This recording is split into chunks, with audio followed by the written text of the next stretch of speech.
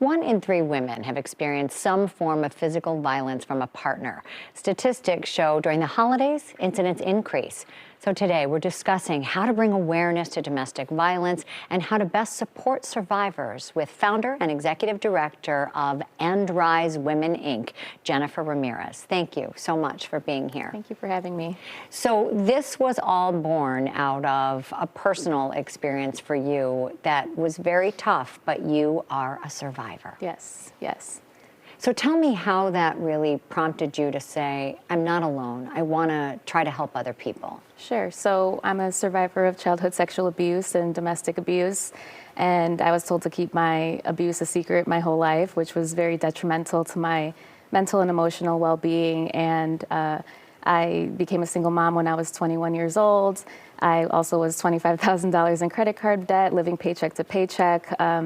Living in a really bad neighborhood in Chicago, drugs, gangs, really bad shootings. And that was really when I hit rock bottom in my life. And I was just like, how did this happen? And I really wanted to have a better life for myself and especially for my daughter. So by the time I was 30 years old, I was 100% debt free.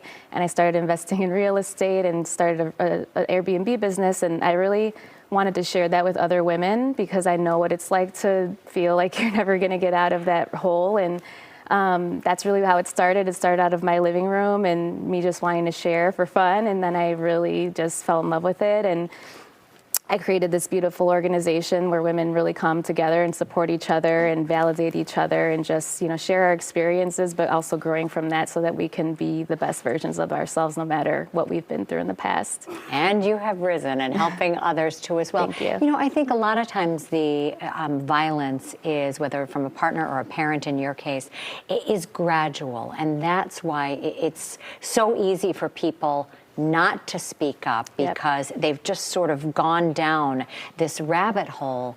But it is so important. And then, we talk about at the holidays, there are more cases of abuse. Yet again, people are like, oh no, it's the holidays. I have to, kind of give this appearance that everything is perfect. Yes. And you're here to tell people, no, don't do that. Yes, absolutely. You don't have to see family members if you choose not to. If people are toxic or even seeing an abuser, you don't have to. You can set healthy boundaries, and sometimes your family won't understand, but that's their own thing that they have to deal with. It doesn't mean that you have to just conform to being around people that aren't healthy for you and don't make you feel good.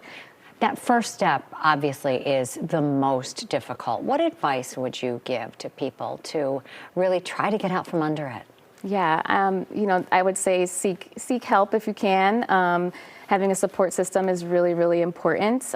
So even if you have no friends and family to support you, that's what our organization does. We have support groups where you can just come and talk about whatever's going on with you, and just getting that validation is really, really healing, and that's the first step for a lot of people that go through, trauma and abuse. What are some other services that you provide? Because I know for a lot of people it's, okay, where am I going to live? How am I going to be able to provide for my children if I don't have this other person in my life? Right. So we offer free counseling. We also offer 7 free support groups per week right now. We also offer services such as career development, so we help with resumes and mock interviewing skills, and we also do financial education workshops so that women can become financially independent, which is something that's really important to me based on the financial abuse I went through in the past and just really not knowing about finances and empowering myself to do that.